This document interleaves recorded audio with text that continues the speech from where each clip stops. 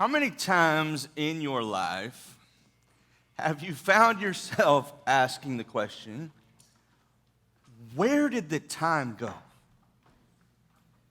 Like, how did we get here? I remember being a kid in the 1980s, riding my bike and doing the math on how old I would be in the year 2000. And I thought, you're going to be 23 years old. I hope you live to that ripe old age, Sean. I read a stat today that said we are closer to the year 2050 than we are 1990. And it broke my brain. How did we get here? Where did the time go? I have a daughter that just graduated high school. And I promise you all, these two pictures were taken 1 week apart. I have no idea how this happened. How many times have you found yourself with your parents or you have just kids in your life that you're yelling at them, you're mad at them, like, what are you doing? Stop growing up. Like, what happened to the time? Where did it go, man? Launching 2 kids in 2 years is about to kill me. Where has our time gone? And this summer, we are slowly making our way through this New Testament book called the Book of James. And today we are in James chapter 4. And starting in verse 13, I want to read what it says to you. It says, look here. You who say today or tomorrow we are going to a certain town and we will stay there a year, and then we will do business there and make a profit. How do you know what your life will be like tomorrow? Your life is like the morning fog. It's here a little while, and then it's gone. And what you ought to say is, if the Lord wants us to, we will live and do this or that. Otherwise, you're boasting about your own pretentious plans, and all such boasting is evil. Can I start this morning by telling you that the thing that I have learned most about James in the book of James is this dude has no chill whatsoever. He has been beating me up for the last 6 weeks. And I'm pretty sure he just said, hey, don't make any plans because y'all are just going to be gone soon. Aren't you glad you came to church this morning? There are 2 types of people in life. There are the planners, the type A's. Where are my type A people at? You want your life planned out. You want to know what's next, okay?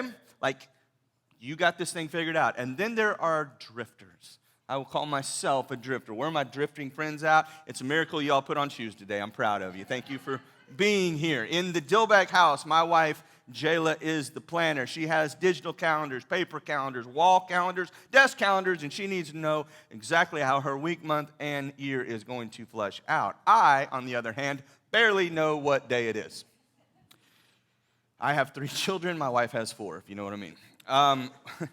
With the exception of vacation. When it comes to vacation, I am that dad, I am that dude, all right? We totally switch roles for some reason when we go on vacation. And in 2021, my family spent 16 days in Walt Disney World. Yes, you heard that correctly. We spent 16 days in Walt Disney World. But before we left, I managed to put this together. This was our trip. I knew what we were going to be doing before we ever did it. All right, I had my itinerary broken down by the hour for each day, including a budget, rain contingencies, and my wife followed me blindly, enjoying the fruits of my labor. Planners and drifters. Neither right nor wrong, just the unique way that God has wired you up. And James cautions us on the way we plan our lives. And what he is not saying is that you shouldn't have an idea about the direction of your life. He's not telling you that you shouldn't make plans, that you shouldn't plot out what's in front of you. What James is trying to get you to see is that you and I are here for a very short time, and that you and I should live our lives with the end in mind. We do not have forever, and so therefore how we navigate our life should be done with the end in mind. Now, I know no one wants to think about that, but James is so honest, and he's so real, and he says, your life is like a morning fog. And we in Santa Barbara understand what that means. It is here for a moment, and then it's gone. And so remember that as you plan your life, as you guide your steps, we should live with the end in mind. Here at Mission City Church, we exist to help people find and follow Jesus, okay? And Jesus modeled exactly what it was like to live with the end in mind. He was so very focused on what he was doing with the little time that he had on earth. And so we as a church exist to find and follow him. And so we want to see how he did it. We want to try to model our lives after it. If you are new here today or you don't know what you believe about God or the Bible, let me just say welcome. Glad you're here. You take from this what you need. But for those of us who said yes to Jesus, I want us to look at the way he lived with the end in mind. Here's a couple things I want to show you. Number one, Jesus valued people over stuff. Jesus had a very clear and direct mission with his life. Luke 19 says, "For the Son of Man came to seek and save those who are lost." People were way more valuable to Jesus than stuff. In fact, Jesus had this fun little phrase he used to tell people. He would say, "Hey, I want you to go sell everything you have and give it away." And people did not like hearing that because our stuff becomes like markers in time. Souvenirs, if you will, binding us to that fog, that reality that maybe this luxury car or this brand of shoe will somehow delay or at least numb the inevitable, that we are like a fog here today and gone tomorrow. And Jesus knew the danger that came with stuff and how stuff gets a hold of our hearts. And stuff can be identity forming. What we have can become who we are. And church, I have yet to see a luggage rack on a hearse. The only thing that will outlive us is our investment into other people. Our words, our actions, they live on in other people. Our stuff, it ends up in someone's attic or in a landfill. Some of you know I was raised by my grandparents, and I carry this pocket knife. It belonged to my grandpa. And this knife isn't very special. In fact, it's pretty dull, and it really can't cut anything. But the reason I keep this is it's a trigger, and it's a reminder of all of the things that he said to me, all of the time that he spent with me, the amount of times that he said, "I love you," and "I'm proud of you." And then I just remember that a 70-year-old man invested so much of his last years on earth with a toddler. And I'm humbled by that. And it's not his stuff that I remember. It's his words, it's his actions, it's investment in me. I could care less about the stuff. And so along with James, I urge you this morning to prioritize relationships over a career.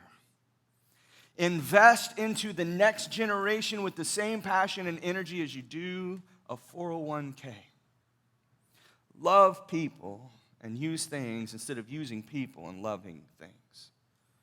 Jesus lived knowing people was greater than stuff. Number two, the present is greater than the future. And this is really hard for me. You see, if you're anything like me, you live with your mind and your heart somewhere out there in that next thing. I am constantly in my next appointment, in my next meeting, in my next trip. Gang, I'm already thinking about next Sunday. And I live in the when-I world. Some of you are in this world. You live in the when-I world. When I finish school, and when the kids are a little older, and when I have more money, and when I am ready, and we don't realize how much of our lives we wish away waiting for that next phrase to come and arrive. And when I can rob us of the beauty of the present. And it can keep us from being present in this present. And Jesus, being God on earth, you think would have spent the majority of his time teaching to as many people as possible. And while Jesus did teach to multitudes of people, so much about what we learn about Jesus happens in intimate settings. One-on-one, 1-on-3, with the 12. And I think this is on purpose. I think Jesus is modeling to us what living in the present is really about. How do we practice prioritizing the present? This morning I just want to ask you a couple questions to think about. Number one, how interruptible are you? How much margin is in your day? What does your screen time report look like? How would people describe you as a listener? And how much of your mental energy is spent on future endeavors versus an awareness of what is happening right next to you? Because Jesus said in Matthew 6, he said, give your entire attention to what God is doing right now. And don't get worked up about what may or may not happen tomorrow. God will help you deal with whatever hard things come up when the time comes. You see, people who live with the end in mind, they understand the value of the present and how, honestly, it's all we have. Because tomorrow will always be tomorrow. And the more present we can become, the more aware we become. And the more aware we are, the more opportunities we see. And more opportunities we have to see, help, love, and engage with people around us just like Jesus did. So number one, our people should always be greater than stuff. Two, present greater than the future. And then finally, we want to be people of intentionality. That intentionality would always be greater than passivity. Man, you've heard the old saying that the road to hell is paved with good intentions. You see, I believe the best in people. I believe the best in you. I think all of us want to do the right thing. I think all of us want to do good things. We want to be kind people. We want to be encouragers. We want to be generous. But because we live just a little bit too much in the future, we keep our intentions out there, and when tomorrow never comes, well, you know what the road to hell is paved with. And this is why James gives us such a stark reminder of how short our lives really are. Where I come from, we have these goofy sayings. And I'm going to teach you one here. I'm going to teach you a hillbilly phrase here. It's called one-ease. Okay, I'll say one-ease, meaning one of these days I'm going to fix the roof. And one of these days I'm going to sell that car. That's why rednecks have cars in their yard, because they're planning on selling them, and they never do. Trust me, I are one. And someday should be a cuss word to those of us who follow Jesus and live with the end in mind, because it allows us to be passive with the time that we're given. And so what does it look like to be intentional with our time? That we would be generous. So many times we think, man, when I get a little more, then I'll be generous. Generosity is about the condition of your heart right now. If you could be generous with what you have. Maybe you need to apologize. You've been waiting for a long time. Maybe you need to apologize. You have been meaning to write that letter of encouragement to that person, to that teacher, to that kid. Go write the letter. Maybe you've just been meaning to introduce yourself to your neighbor. Maybe you've had really shallow conversations for years, and you don't even know their name. Call your mom. Read that book. Go see them. Plan that trip. Give it away. Ask for help. Reject passivity and live intentionally. I want you to think and dream about a life without regret. Jesus was intentional with every moment of his life. Whether he was alone or with multitudes of people, he maximized and made the most of every situation that he was in because he was intentional with his time. I have yet to find a passage of Scripture that says Jesus meant to, but never got around to. And yet that is the phrase I use way too often in my own life. Man, to live with the end in mind is to reject passivity, to reject the idea that we will always have time. Church, can you lose your fear of failure today? Can you be bold? There's something about reminding yourself that your life is like that fog. Here today and gone tomorrow that will increase boldness in your life. Fear of failure just tends to go away with it. And that we could be intentional with the people and the opportunities around us. In the last 8 days, I have attended 2 funerals for Mission City families, and I can tell you that neither of them thought they would be doing that this week. And they would be the first to tell you that James is right when he says that your life is way shorter than you think. And it's okay to plan, and it's okay to dream, but when we do it, we have to do it with the end in mind.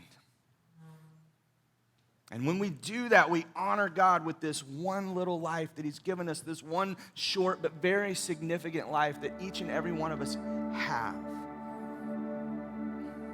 And this morning I want to just tell you that God can do more with your one life than you ever could. If you've never said yes to Jesus, you will have the opportunity to do that today and every day.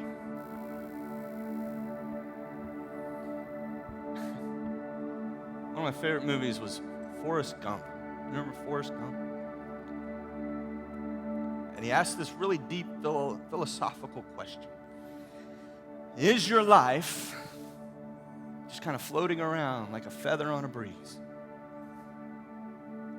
Or is your life like a rock? A rock that when thrown into a pool of water just begins to make ripples. And your life crashes up against someone else's life, crashes up against someone else's life with all the intentionality in the world. And we begin to see and embrace people. And we begin to change the world because we're changing the world around us.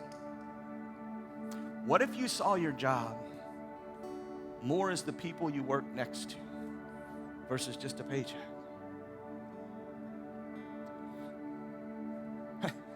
What if there's a kid in your neighborhood that just needs to know you care about him? And that all old people aren't bad. The great theologian, Tim McGraw, said, I hope someday you get the chance to live like you were dying. And James very clearly says, we are not here long. Make the most of what you have. Put your life into the hands of the destiny maker and watch what He will do with your one life. Because He will allow you to have influence. He will put you in positions where you can love, engage, and see people in a way that you never could do on your own. And so if you've never said yes to Jesus, I just want to pray for you this morning. I'm going to give you that opportunity. I promise you, Jesus can do more with your one life than you ever could. If you want to know what that looks like, you can come find me after the service. But all you have to do is just say, God, I'm done trying to do this with my own life. I want to make the most of what I've been given.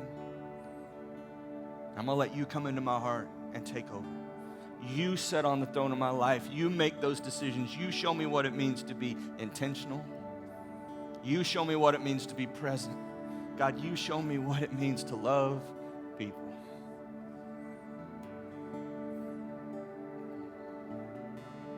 Here today, on tomorrow, may we live lives of intentionality. Let me pray for you, God. Thank you for James' clear and distinct message. As hard as it is to hear, God, may it help us reorder and reprioritize our week, our day.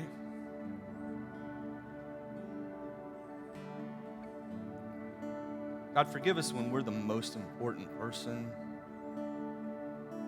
in our day. Forgive us when we have no margin. Help us to learn what it means to be really present, to be aware of everything that is happening around us, to see people, to hear them, to comfort them, to encourage them.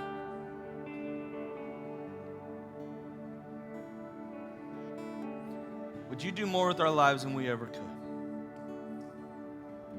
We just want to follow Jesus into more and better. And we want to change our world by changing the world around us, being intentional with this one life. God, would you receive all the glory and the honor for what is done and said here today?